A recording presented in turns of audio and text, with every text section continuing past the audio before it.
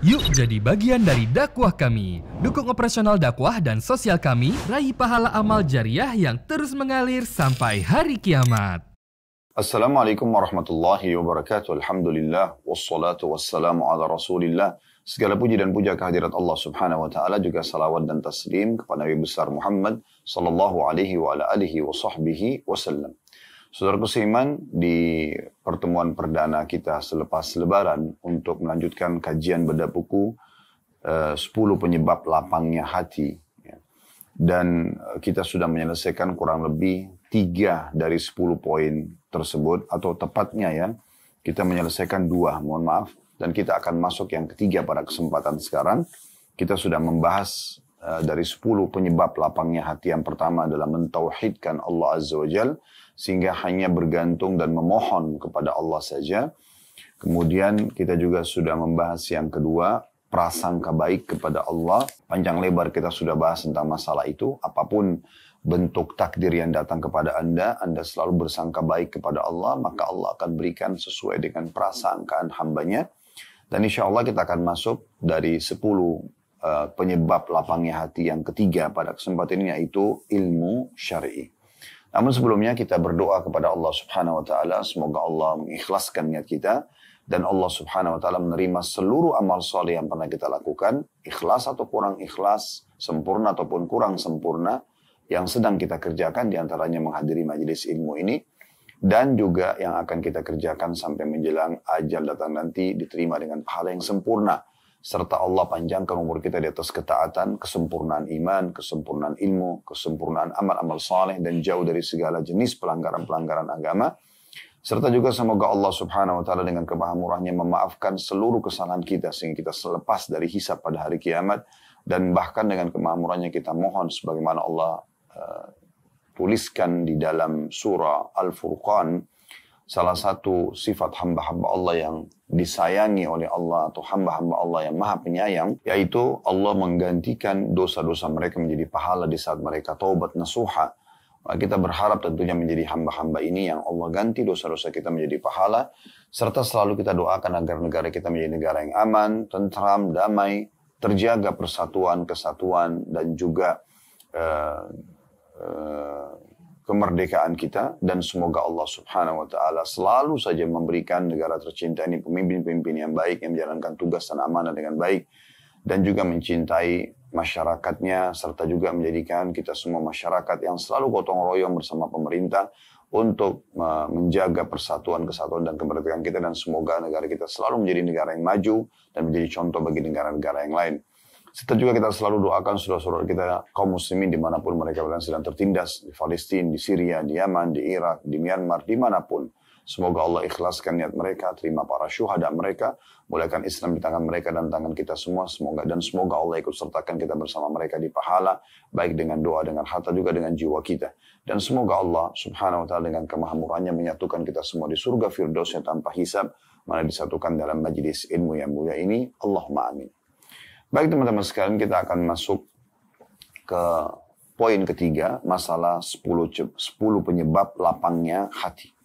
Saya langsung bacakan saja apa yang ditulis oleh penulis, baru kemudian kita panjang lebar menjelaskan atau menambahkan syarahnya. Yang ketiga, di halaman 15 bagian pegang bukunya, tertulis ilmu syar'i, ilmu agama. Selalu kami ingatkan buat diri kami sendiri, kemudian buat Bapak Ibu sekalian di dalam majelis ilmu, kalau menuntut ilmu agama ini wajib, bukan pilihan. Dan bukan opsional. Bukan kapan saya punya waktu, tapi harus punya waktu. Bukan kapan saya mau, tapi harus mau. Bukan kapan saya diajak, tapi kita harus pergi tanpa diajak. Kita harus menyadari bahwasanya ilmu agama ini lebih dibutuhkan daripada makanan pada saat sangat lapar. Minuman pada saat sangat haus. Juga tempat tidur pada saat sangat ngantuk. Obat, ya, pada saat kita lebih butuhkan daripada obat, ya, di saat kita lagi sakit parah. Kenapa? Karena memang ilmu syari akan memandu kita mana makanan, mana minuman, mana tempat tidur, mana obat yang boleh dan tidak boleh, yang diizinkan oleh Sang Pencipta Allah dan mana yang dilarang. Maka ini penting sekali. Makanya Nabi SAW menyimpulkan dalam sabda beliau, talabul ilmi faridatun ala kulli muslim. Menuntut ilmu agama ini faridah, kewajiban, bukan pilihan. bagi setiap muslim, laki-laki dan perempuan. Jadi bukan opsional teman-teman sekalian. Di negara kita ini masih ada persepsi itu. Kalau ingin faham agama, silakan masuk ke jurusan agama.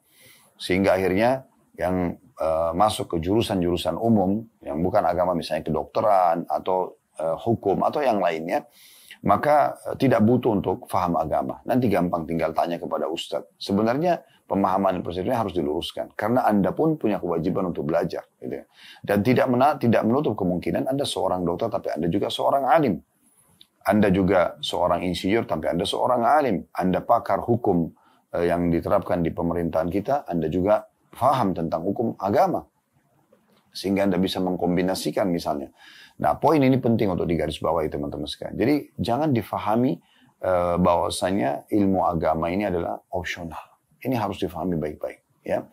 Jadi dari sini teman-teman kita bisa di pembukaan kita menyadari tentang pentingnya poin ini. Dan juga plus lagi ternyata dengan mempelajari ilmu agama, menurut penulis di sini bisa melapangkan dada seseorang dari apapun yang sedang menjadi beban ya dalam hidupnya dan akhirnya membuat dadanya sempit, hatinya sedih, pikirannya kalut ya dan juga buyar ide-idenya. Ternyata ilmu agama sangat membantu untuk membuat orang lepas dari kemelut itu. Penulis mengatakan ilmu itu meluaskan dan melapangkan dada. Sedangkan kejahilan menyebabkan kesempitan, keterbatasan dan tertahan. Setiap kali ilmu Anda bertambah dan semakin luas, makin Anda selalu dengarkan ceramah-ceramah para ulama, para da'i, Anda dengarkan segala macam ya masukan-masukan, maka dada Anda menjadi lapang dan juga luas. Karena tahu, oh ternyata permasalahan yang sedang saya hadapi ini dalam gambaran agama, makin berat ujian, maka makin besar pahalanya. Anda akan bisa lebih bersabar dalam menerimanya. Ya, kalau ada nikmat, Anda dengarkan, oh ternyata dengan bersyukur, ya kita akan ditambahkan nikmat tersebut, Anda tidak akan lalai ya, dan tenggelam dalam kelalaian untuk tidak bersyukur kepada Allah. Misal, maka ilmu agama ini akan sangat membantu Anda, ya, membuat Anda makin lapang dada. Ya, Anda tidak lost control di saat memang ada nikmat sehingga Anda selalu bersyukur. Anda juga ya bisa menerima kondisi dan ujian yang sedang ada. Karena agama datang menggambarkan akan ada pahala yang besar bagi orang yang bersabar. Kemudian dinukil perkataan Ibnu Qayyim rahimahullah. Beliau mengatakan ilmu melapangkan dada dan meluaskannya hingga lebih luas daripada dunia ini. Ya, walaupun dunia ini luas ya. Tapi kalau dada seseorang itu dipenuhi dengan ilmu agama akan lebih luas daripada dunia ini. Sedangkan kejahilan menyebabkan kesempitan, keterbatasan dan juga tertahan. Di sini mungkin dimaksudkan dengan tertahan adalah tertahan dari ide-ide yang positif ya yang dibolehkan dalam agama. Setiap kali, masih lanjutkan perkataan Ibnu Qayyim rahimahullah, setiap kali ilmu hamba bertambah luas, maka dadanya menjadi lapang juga dan luas. Namun ini tidak berlaku untuk semua ilmu, tetapi ilmu yang diwariskan dari Rasulullah sallallahu alaihi wasallam, yaitu ilmu yang bermanfaat, ilmu agama. Orang yang memiliki ilmu tersebut adalah orang yang paling luas dadanya, paling luas hatinya, paling baik akhlaknya, dan paling baik kehidupannya. Jadi di sini, ini adalah perkataan Ibnu Qayyim yang sekaligus menutup apa yang disampaikan oleh penulis. Nanti akan kita jelaskan lebih jauh tentunya dalam syarah atau penjelasan tambahan kita. Baik, tapi kita tanggapi dulu perkataan Ibnu Qayyim rahimahullah ini. Dari sini kita ambil kesimpulan penting, teman-teman sekalian, kalau ya, ilmu agama ini betul-betul akan membawa Anda keluar dari segala macam jenis kemelut Anda tidak tahu harus berbuat apa di saat Anda misalnya di PHK di kantor, atau ada orang utang lalu tidak bayar, atau Anda terkena penyakit dan Anda sudah coba ikhtiar berobat tapi belum sembuh juga misalnya. Kemudian Anda juga ya misalnya ingin menikah tapi belum juga datang jodohnya ya. Atau segala macam yang mungkin menjadi hambatan dan kemelut dalam hidup seseorang, ilmu agama datang memberikan jawabannya. Bahkan dengan kadang-kadang sebuah hadis, sepotong ayat misalnya, udah cukup memberikan jawaban kepada kita. Sebuah kesimpulan, oh ternyata butuh sabar dan bersangka baik dengan Allah Subhanahu wa taala dan tidak pernah putus asa untuk ikhtiar, terus melanjutkan ya usaha dan upaya selama itu bukan diharamkan oleh Allah Subhanahu wa taala sampai Allah memberikan yang terbaik kepada kita misalnya. Bagaimana gembiranya seseorang yang punya ilmu luas pada saat dia mendengarkan hadis Nabi Shallallahu Alaihi Wasallam, bila seorang mukmin berdoa atau seorang muslim berdoa, maka Allah akan memberikan kepadanya jawaban hanya saja melalui salah satu dari 3 hal. Yang pertama, Allah akan memberikan kepadanya jawaban langsung. Misalnya dia minta kesembuhan, misalnya dia minta rezeki, Allah kasih langsung. Tentu sesuai dengan sunnatullah atau sistem yang sudah Allah aturkan, ya. Misalnya Anda kalau lapar, Anda berdoa, ya Allah berikan saya atau hilangkan lapar saya. Tidak spontan laparnya hilang. Tapi Allah sudah membuat sebuah sunnatullah atau sistem, yaitu orang menghilangkan lapar dengan cara mendapatkan makanan, mengunyahnya, lalu menelannya, lalu kemudian diproses di usus, lalu laparnya hilang. Nah ini prosesnya, kan gitu. Anda capek, maka Anda mohon supaya Allah hilangkan capek Anda atau penyakit Anda misalnya. Allah buat Anda istirahat, ya, mendapatkan dokter yang pas, ya, konsultasinya, resepnya cocok, lalu melalui dosisnya yang beberapa hari bisa diberikan, atau beberapa waktu baru kemudian Anda sembuh. Nah ini yang dimaksud. Jadi Allah berikan langsung apa yang dia minta. Atau Allah akan menghilangkan musibah atau sesuatu yang buruk yang bisa menimpa dia karena doanya tadi. Atau Allah akan simpankan dalam bentuk pahala yang dia panen pada hari kiamat. Kalau Anda punya ilmu ini, misal sebuah hadis gitu kan, bagaimana gembiranya Anda dan bagaimana Anda bisa kokoh, ya, untuk melalui semua rintangan kehidupan dengan Anda berdoa kepada Allah SWT. Oh ternyata apapun, sebesar apapun rintangan, Allah akan terima kok doa saya. Bahkan Allah bisa kasih, atau Allah akan hilangkan keburukan yang lebih buruk yang bisa menimpa saya, atau saya akan panen dalam bentuk pahala pada hari kiamat.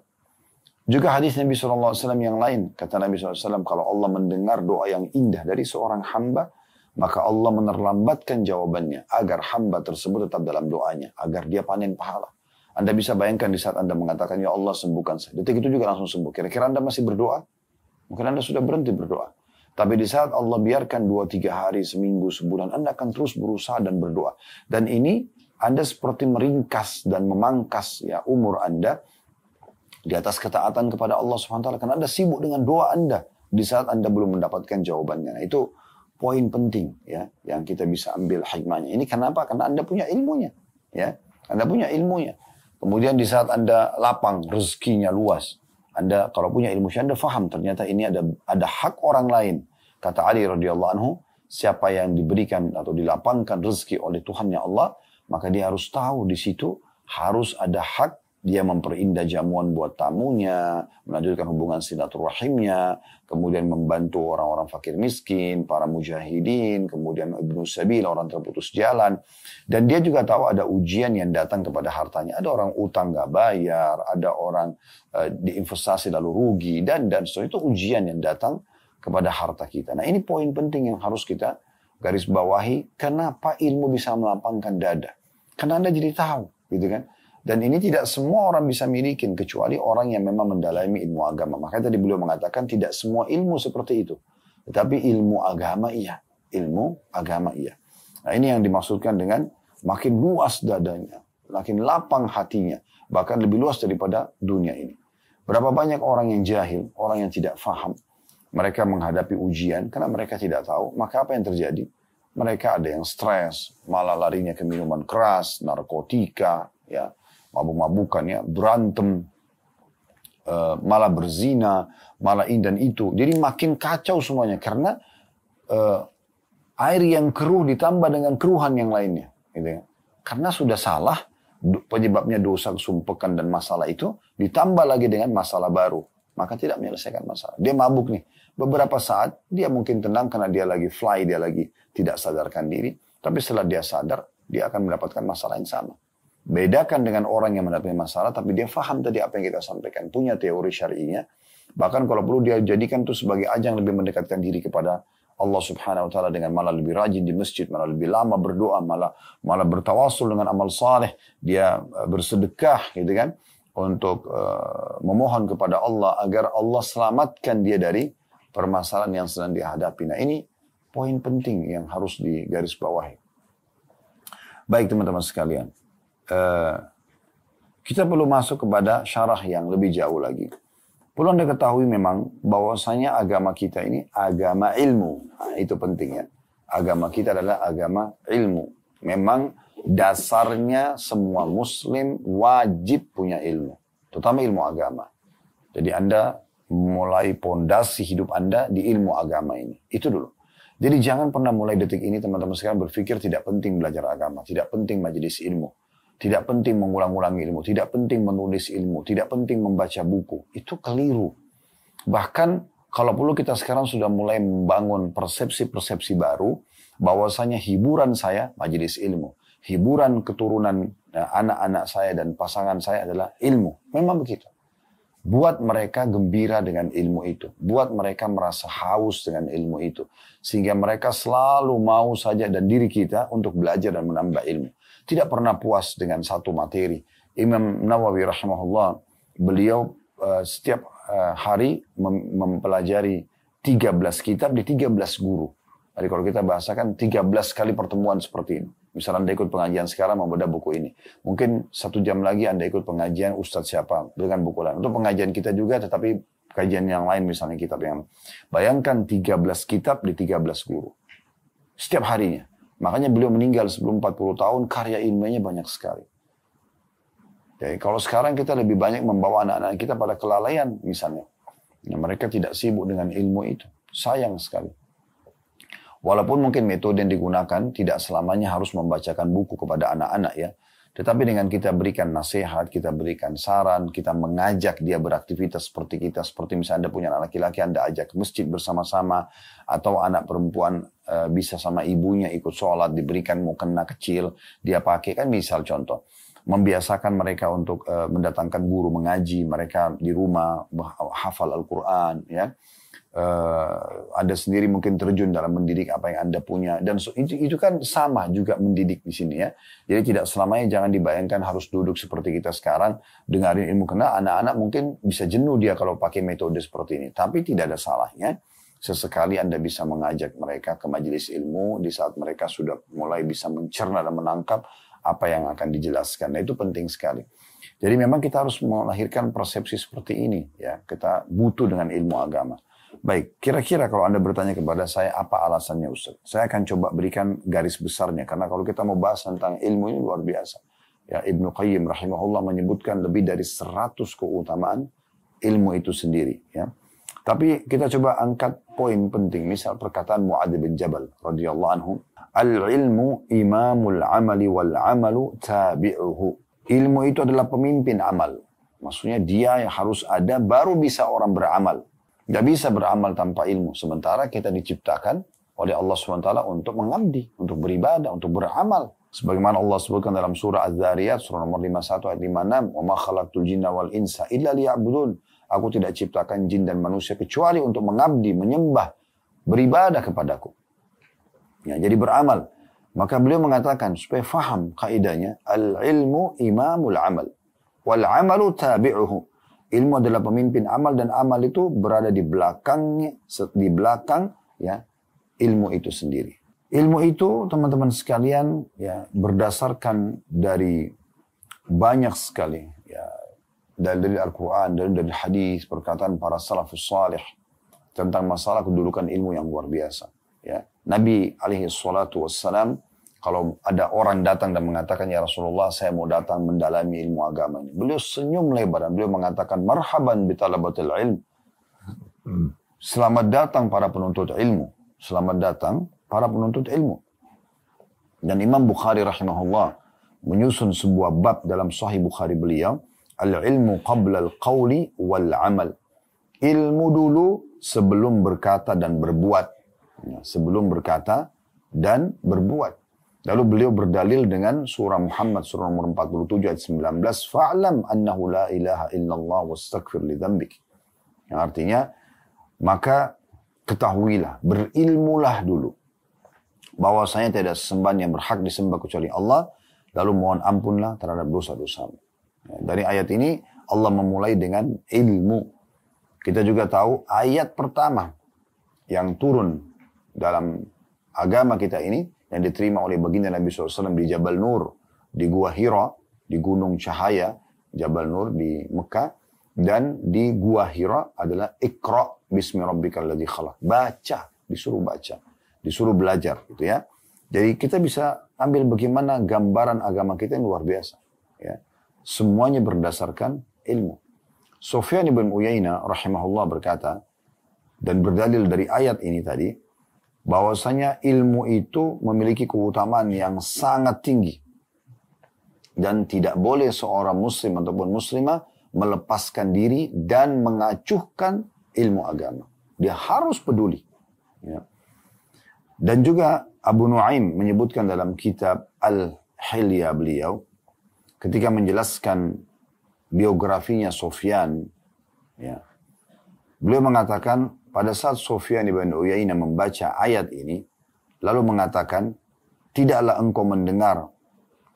engkau mendengar bahwasanya Allah memulai ayat ini dengan mengatakan, ilmulah, ketahuilah, berilmulah. Kemudian Allah memerintahkan untuk beramal, maksudnya istighfar. Nah, kan Allah mengatakan, fa'alam annahu la ilaha illallah wastaghfir li dzambik. Pelajarilah, berilmulah dulu, bahwasanya tidak Tuhan yang berhak disembah kecuali Allah. Pelajari ilmu agama maksudnya, ya. Dan barulah istighfar kepada Tuhanmu. Jadi tidak bisa istighfar sembarangan. Harus melalui tata cara yang diinginkan oleh Sang Pencipta Allah Subhanahu wa Ta'ala. Ibarat Anda kerja di satu perusahaan, Anda tidak bisa berbuat semaunya di kantor itu. Anda harus bisa melakukan apa yang diinginkan dan di SOP-kan gitu kan, di perusahaan itu. Tidak boleh kita sembarangan. Al-Muhallab rahimahullah mengatakan, amalan yang bermanfaat adalah amalan yang lebih dahulu, ya, diikuti dengan ilmu. Amalan yang di dalamnya tidak terdapat niat, ingin mengharapkan ganjaran, dan merasa telah berbuat ikhlas, maka bukanlah amalan, ya, karena tidak didahului dengan ilmu. Orang kan kalau tidak ada ilmunya, dia ria, dia tidak tahu tuh ria itu batalin amal atau tidak. Pamer dengan orang, berbangga-bangga, sombong, menganggap remeh orang lain, ini tidak ada ilmunya. Orang kalau punya ilmu itu makin merendah. Kan ada pepatah kita di Indonesia kan, jadilah seperti padi, makin berisi, makin tunduk kan gitu. Jadi memang orang itu subhanallah makin berilmu, itu dia makin bijaksana, ya, makin lapang dadanya, makin sabar kalau ada ujiannya. Ya. Anda kalau temukan ada di antara ulama-ulama kita, mungkin datang ujian-ujian, tapi mereka bersabar. Mereka tidak terbawa dengan arus emosional. Itu karena ilmunya, kan gitu. Dia faham gitu, ini ujian lagi datang. Disuruh situ puncak pahalanya. Keluarganya meninggal. Nabi SAW contohkan bagaimana istrinya meninggal, bagaimana anak-anaknya dari 7 orang, 6 orang meninggal di masa hidup beliau. Bagaimana beliau melalui semua itu dengan kelapangan dada, dengan bisa menerima takdir Allah. Waktu anaknya Ibrahim meninggal, dan itu anak terakhir yang laki-laki dari 3 orang yang meninggal. Sudah meninggal sebelumnya Al-Qasim, meninggal Abdullah, lalu Ibrahim meninggal. Berarti ya sudah tidak ada anak laki-laki, kecuali kalau ada salah satu istri belum melahirkan, dan setelah itu memang tidak ada lagi memang yang melahirkan anak laki-laki. Maka waktu meninggal Ibrahim, ya umumnya seperti kita laki-laki mungkin berharap anak laki-laki ini bisa jadi penggantinya. Meninggal, lalu beliau sambil netesin air mata.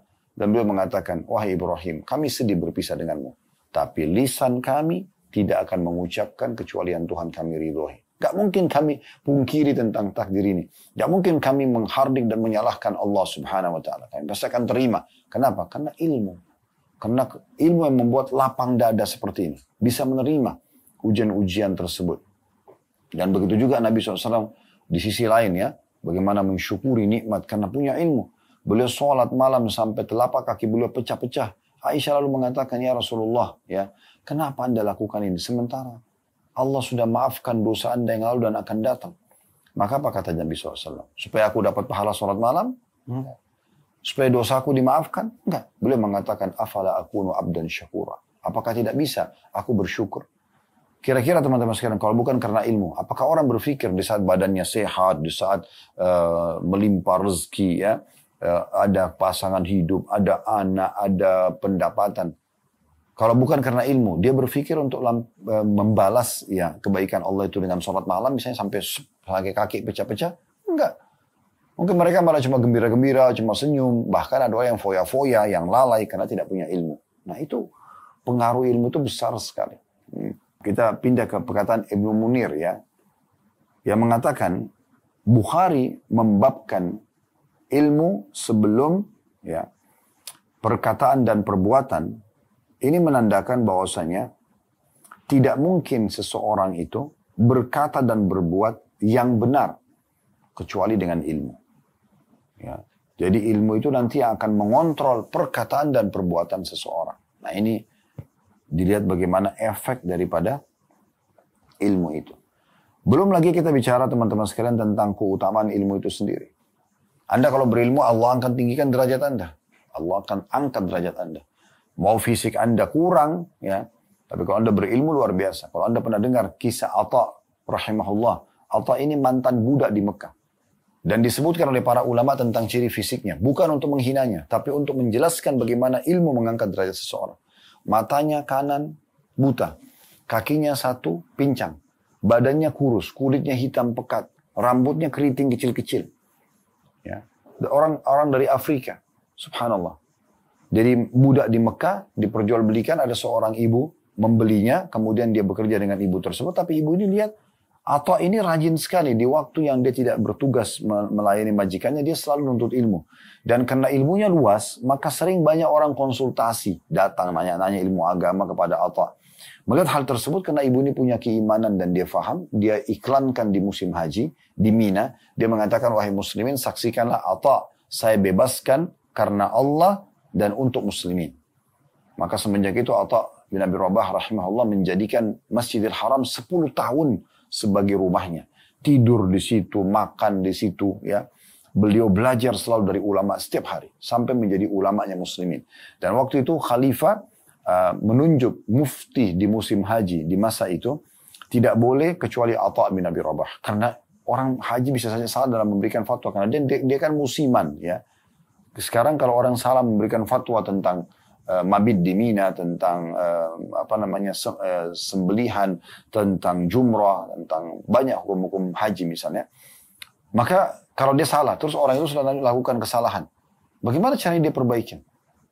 Apalagi kalau itu kewajiban, seakan-akan dia harus ulangin hajinya lagi tahun depan karena banyak kekurangan, karena salah fatwa misalnya. Begitu tidak boleh orang sembarangan. Maka waktu itu keluar instruksi dari para khalifah di masanya Atha bin Abi Rabah, tepatnya di kerajaan atau dinasti Umayyah, ya. Tidak boleh berikan fatwa di haji kecuali beliau. Dan uniknya, pernah satu waktu ada satu khalifah yang menunjuk beliau, ya, sebagai mufti di Mekah, datang haji. Begitu tiba di musim haji, dia bilang sama para pengawalnya, mana sahibukum itu kata santun, mana sahabat kalian, maksudnya Atha bin Abi Rabah, mufti. Maka mereka mengatakan di kemahnya, kalau anda mau kami panggil ke kemah anda.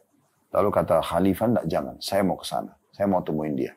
Datanglah khalifah bersama dengan dayang-dayangnya, bersama dengan kedua anak laki-lakinya ke kemahnya Atha, dengan tujuan untuk menanyakan fatwa agama. Kira-kira, teman-teman, kalau anda di posisi Atha, yang nunjuk anda menjadi mufti adalah raja ini. Dan dia raja muslimin. Kalau kita sekarang mungkin presiden. Datang dan mau bertanya masalah agama. Apa yang akan anda lakukan? Tentu anda akan dahulukan, kan? Orang cuma mungkin bisa mengalah. Tapi apa yang terjadi? Sampai berita kepada Atha bin Abi Rabah, kalau khalifah sedang ada, nunggu di luar kemah, dan dia ingin bertanya hukum agama. Apa kata Atha? Biarkan beliau antri bersama muslimin. Disampaikan kepada khalifah, khalifah sempat kaget. Tapi karena khalifah juga waktu itu punya ilmu. Ya. Kalau tidak salah nama beliau Sulaiman. Ya. Punya ilmu juga. Maka beliau akhirnya antri. Orang-orang pengawalnya, dayang-dayangnya, anaknya sempat jengkel. Kenapa Atha bin Abi Rabah tidak dahulukan atasannya gitu? Ini raja. Tapi khalifah penasaran juga, ingin tahu kenapa. Pasti akan dijelaskan nanti. Begitu masuk, ya, ke dalam kemah, kemudian salaman, maka Atha bin Abi Rabah dalam beberapa asar yang lain, sebelum antri khalifah, khalifah sempat masuk lalu disambut dengan ceria. Kemudian Atha bertanya kepada beliau, wahai Amir Mu'minin, anda datang untuk menanyakan fatwa anda pribadi atau untuk fatwa umumnya muslimin, fatwa pemerintahan? Maka kata khalifah, untuk saya pribadi. Apa kata Atha? Kalau begitu silakan anda antri bersama muslimin, karena di sini posisinya sama semuanya. Tidak ada bedanya antara raja sama yang lain. Karena ini masalah anda pribadi. Maka khalifah antri di belakang sampai datang gilirannya. Ini dalam asar yang lain. Maka pada saat tiba gilirannya, Atha tidak merasa bersalah sama sekali. Khalifah bertanya, dijawab. Setelah selesai jawab, khalifah pamit pulang. Lalu khalifah ngumpulin pada saat itu ya, raja ngumpulin seluruh anak-anaknya, ya keluarganya, siapa yang datang haji waktu itu daeng-daengnya. Setelah dia memuji Allah, salawat kepada Nabi SAW, dia mengatakan, ketahuilah, saya tidak diposisikan seperti posisi kemarin, seperti tadi itu, ya, merasa kayak seperti sedikit dihinakan, ya. Maka kecuali karena ilmunya apa? Maka wahai anak-anakku, pelajarilah ilmu agama, ya, pelajari ilmu, karena itu akan mengangkat derajat kalian. Ini luar biasa, ya. Jadi ilmu itu membuat orang betul-betul terposisikan sangat mulia.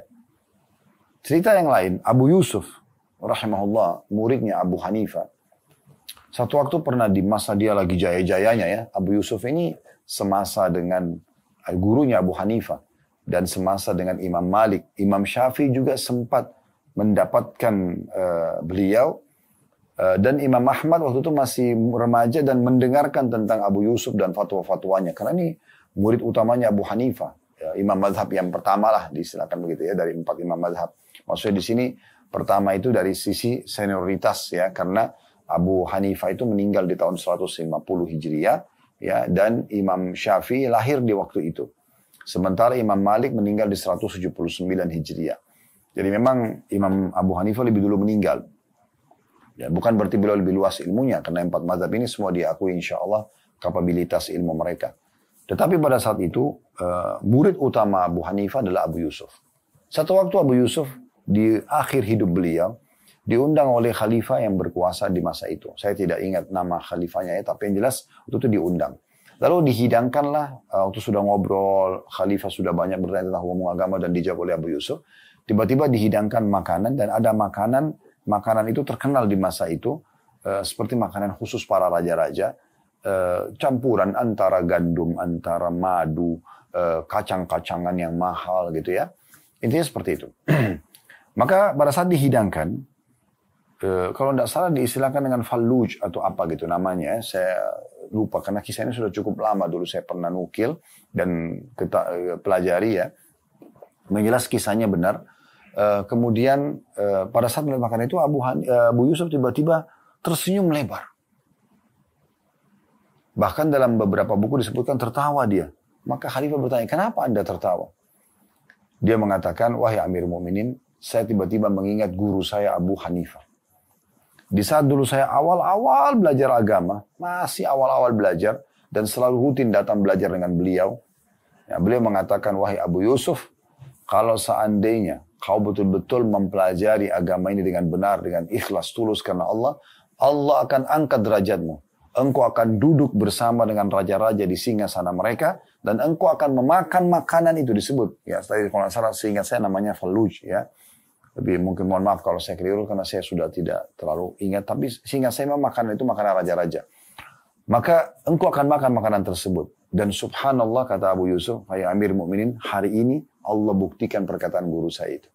Yang betul-betul subhanallah, ilmu agama itu kalau dipelajari dengan tulus teman-teman, Allah akan sampaikan kita pada derajat yang tidak masuk di benak kita.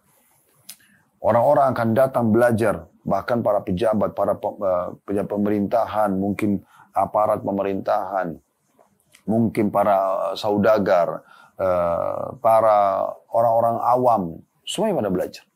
Karena mereka butuh agama mereka, walaupun berbeda profesi. Nah itu luar biasa. Dan ini sejalan dengan bagaimana Allah Subhanahu wa taala sebutkan dalam surah Al-Mujadalah ayat 11 ya. Yarfa'illahu alladhina amanu minkum walladhina utul ilma darajat, kata Allah. Sesungguhnya Allah itu benar-benar meninggikan derajat orang-orang yang beriman di antara kalian dan orang-orang yang menuntut ilmu dengan derajat yang sangat tinggi. Sangat banyak. Allah pakai jamak sini, derajat ya. Jadi ini luar biasa. Di sini maknanya derajat di dunia dan derajat di akhirat. Di dunia akan mulia. Tidak ada penuntut ilmu teman-teman. Walaupun maaf, paras wajahnya biasa, pose tubuhnya biasa, kemudian tidak dimuliakan, nggak ada. Asal dia betul-betul benar ya. Dia ikhlas belajar ilmu agama. Dia apalagi dia seorang praktisi. Apa yang dia sudah tahu dia praktekin dalam hidupnya. Ilmunya berdasarkan benar-benar wahyu. Pasti mulia. Nggak mungkin tidak. Allah akan muliakan. Nah seperti itu. Juga teman-teman sekalian ya. Mereka itu akan menjadi panduan ya, yang diikuti setelah para nabi-nabi. Kalau kita hidup di masa Nabi Muhammad SAW aman. Nggak ada masalah. Karena ada masalah kita tinggal tanya ke Nabi kan gitu. Dan itu terjadi di masa Nabi SAW. Para sahabat kalau ada masalah pertikaian rumah tangga, permasalahan warisan, permasalahan pembunuhan terjadi, kriminal, masalah haji, masalah umroh, masalah jihad, masalah zakat, macam-macam. Mereka kalau butuh apa-apa tinggal datang kepada Nabi, Nabi jelasin selesai. Kalau belum ada turun dalam ayat Al-Quran, waktu itu masih proses turun ayat Al-Quran, hukumnya belum jelas, maka Nabi SAW menunggu wahyu. Begitu Jibril datang menyampaikan wahyu, maka Nabi SAW sudah tinggal menyampaikan. Mana tadi yang bertanya si Fulan? Jawabannya seperti ini. Tapi kalau Nabi sudah meninggal, kira-kira Anda akan bertanya kepada siapa? Tidak ada kecuali yang datang kepada seorang alim. Berarti posisinya alim ini betul-betul pengganti para Nabi. Makanya Nabi SAW mengatakan itu. Ya, al-ulama warathatul anbiya.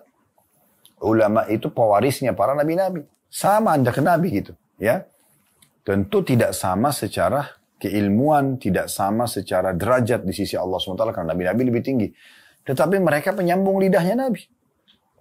Allah Subhanahu wa taala sebagai pencipta itu memiliki ya dari kalangan manusia yang menyampaikan apa yang Allah inginkan, itulah para nabi-nabi.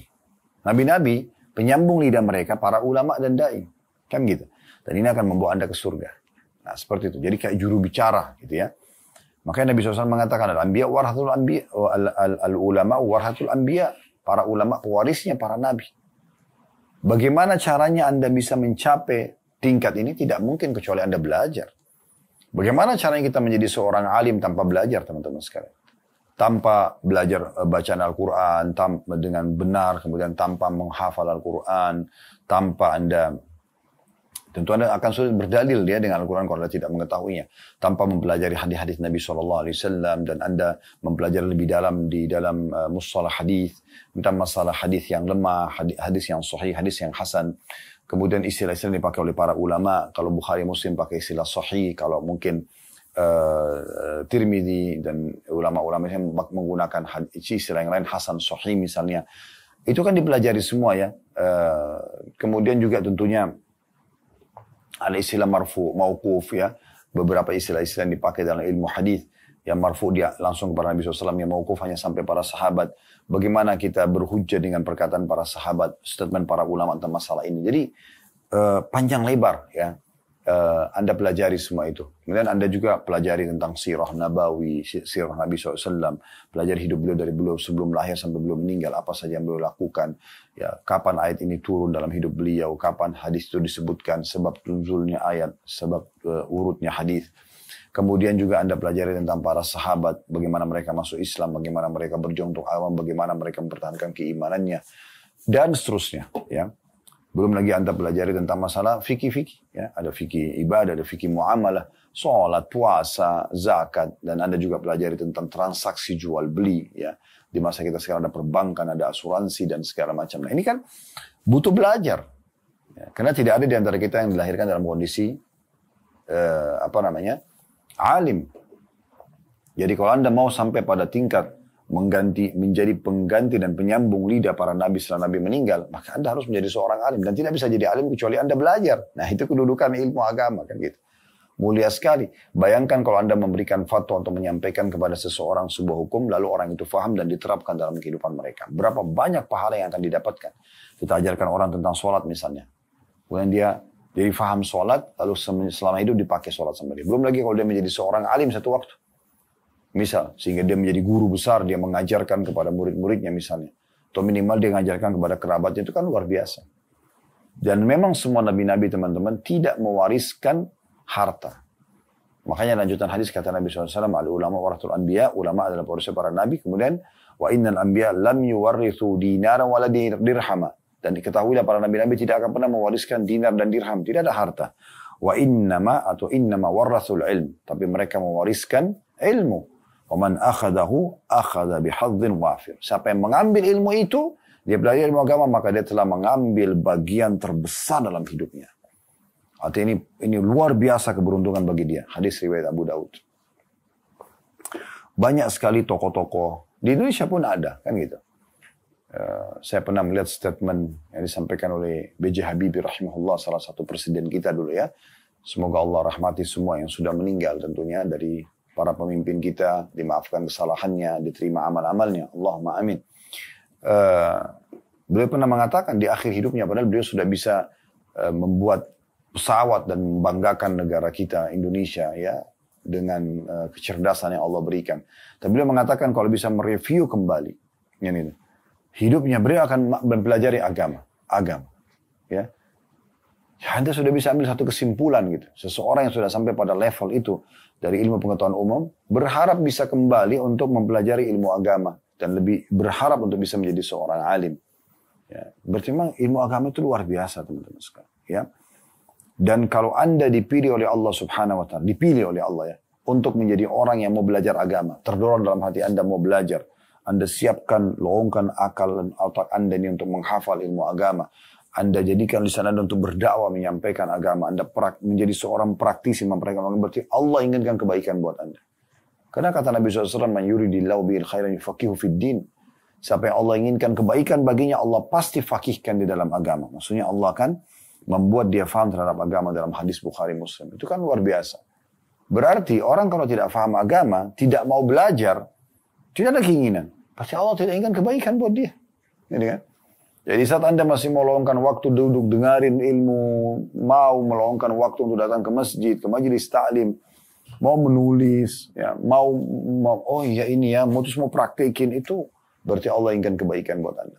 Dan saya sangat yakin Allah Azza wa Jalla dengan sifatnya yang maha pengasih, maha penyayang, pasti menyampaikan semua pesan ini kepada hamba-hambanya dan memberikan mereka potensi. Cuma tinggal si hamba tersebut. Ada orang yang memang menepis, saudara nggak mau belajar agama, udah malah dia ikutin bisikan syaitan.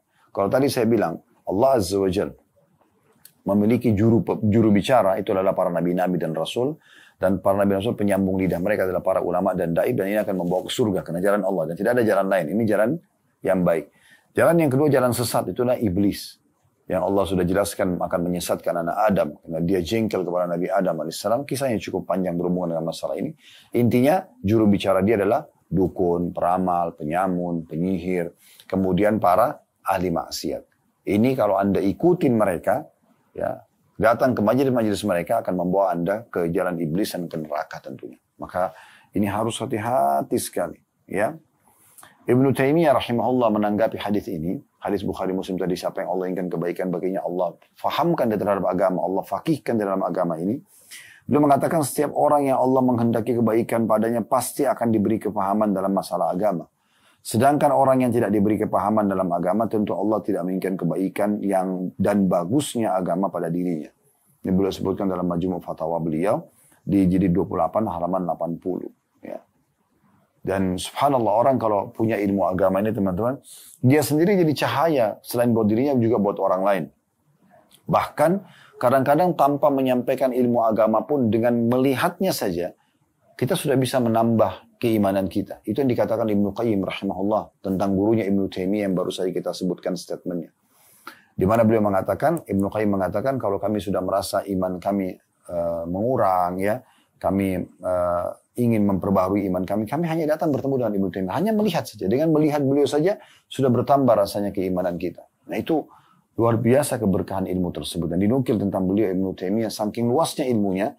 Pada saat satu waktu beliau pernah di penjara dan beliau waktu itu tidak ada wadah untuk bisa menulis. Beliau menulis ilmu itu di dinding-dinding penjara. Ya, ini di penjara karena banyaknya ilmu dan luasnya yang Allah berikan kepada beliau. Nah, makanya salah satu zikir yang kita baca di pagi hari kan rutin setiap hari ya. Allah marzuqni ilman nafi'a wa rizqan thayyiba wa amalan mutaqabbala. Ya Allah, karuniakan aku ilmu yang bermanfaat. Tiap hari kita minta. Rezeki yang luas dan amal yang diterima. Ini termasuk dalam zikir pagi tentunya teman-teman sekalian yang harus kita fahami baik-baik ya.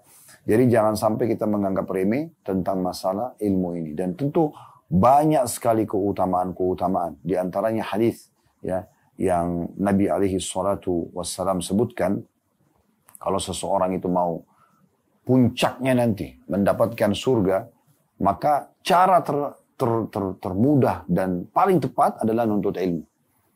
Karena kata Nabi SAW, man salaka tariqan yaltamisu fi ilman sahhalallahu lahu bihi tariqan ilal jannah. Siapa yang menelusuri ya, dan menempuh jalan untuk menuntut ilmu, maka Allah akan mudahkan baginya jalan menuju ke surga. Dalam hadis riwayat Imam Muslim ya. Jadi ini penting sekali untuk kita fahami baik-baik, ya. Dan juga dalam statement sebagian ulama, man amila bima alim, siapa yang mengamalkan ilmu yang dia ketahui, awrathahullahu ilma ma lam ya'lam, Allah akan tambahkan untuk dia ilmu atau mewariskan kepada dia ilmu yang dia belum ketahui sebelumnya.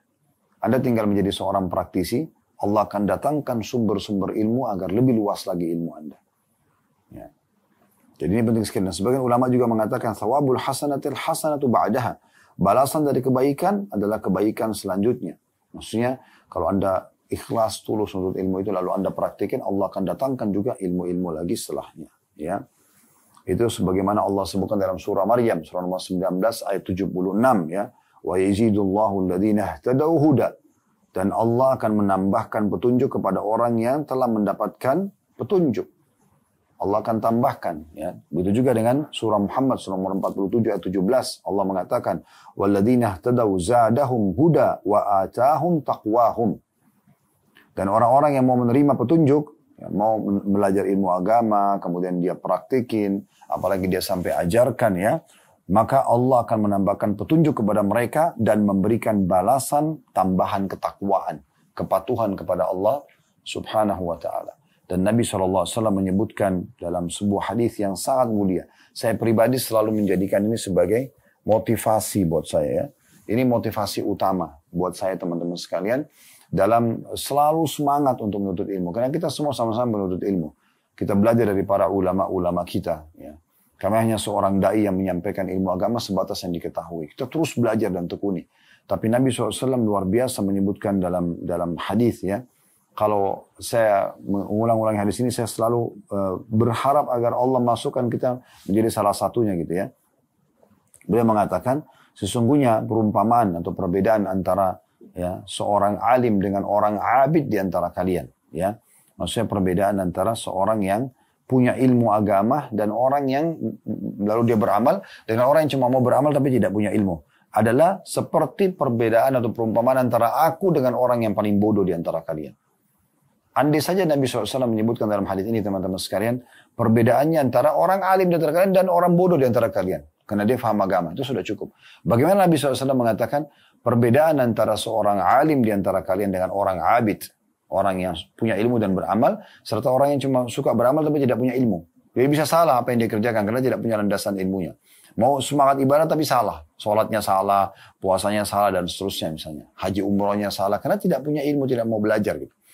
Seperti perumpamaan antara aku dengan orang paling bodoh di antara kalian. Nabi kasih perumpamaan diri beliau. Itu luar biasa. Ya. Itu luar biasa. Belum lagi hadis Nabi SAW, sesungguhnya orang alim itu, sesungguhnya, ya, seluruh yang di langit dan yang di bumi, semut-semut di dalam lubangnya, ikan besar di lautan memohon ampun, ya, kepada semua muallimun nasil khair, yang mengajarkan manusia kebaikan. Jadi bayangkanlah malaikat-malaikat dan semua benda-benda di langit, semua benda-benda di makhluk Allah di bumi, semuanya memohon ampun untuk seorang alim itu. Itu kan luar biasa. Ini sudah cukup, teman-teman, untuk menjadi motivasi buat kita. Kenapa kita tidak berusaha menjadi seorang alim? Tentu butuh waktu. Terus saja kita belajar. Tapi bukan mustahil. Di saat kita sedang belajar, Allah berkahi. Asal ilmu itu kita pelajari benar sumbernya dari wahyu Al-Quran dan Sunnah, pemahaman para sahabat, kita nukil kemurnian agama Islam ini. Kemudian tentu teman kita praktekkan, lalu Allah tambahkan ilmu itu karena kita praktisi. Nanti lama-lama nanti otomatis berjalan menjadi seorang alim itu. Nanti tetap saja ilmu yang sudah kita pelajari, kita bisa sampaikan ke orang lain. Sudah mulai kita menjadi dai, menyampaikannya, gitu kan? Itu sudah mendapat pahala. Itu akan terus mendongkrak kita dan mendorong untuk sampai pada level seorang alim yang akhirnya menjadi pengganti, atau bukan pengganti, juru bicaranya dan penyambung lidahnya para nabi-nabi. Ya. Dulu teman-teman saya katakan tadi, kalau kita ingin sebutkan masalah ini, akan panjang lebar tentang masalah ilmu ini. Dan bahkan ulama menyusun banyak sekali buku berhubungan dengan masalah ilmu itu sendiri. Tapi yang kita ingin simpulkan di kesempatan ini, bagaimana orang kalau berilmu itu akan lapang dadanya, akan mudah urusannya, ya, akan mudah dia melalui permasalahan-permasalahan dan cobaan, dan akan mudah dia bersyukur terhadap nikmat yang sedang ada. Belum lagi dia panen pahala dengan derajat tinggi kalau dia menjadi seorang yang alim. Allahu a'lam. Dan kedepannya kita akan lanjutkan poin yang keempat, yaitu masalah berzikir dan banyak berdoa kepada Allah Subhanahu wa taala yang merupakan penyebab lapangnya dada. Kalau ada benar dari Allah, kalau ada salah dari saya mohon dimaafkan. Subhanakallahumma bihamdika asyhadu an la ilaha illa anta astaghfiruka wa atubu ilaik. Wassalamualaikum warahmatullahi wabarakatuh.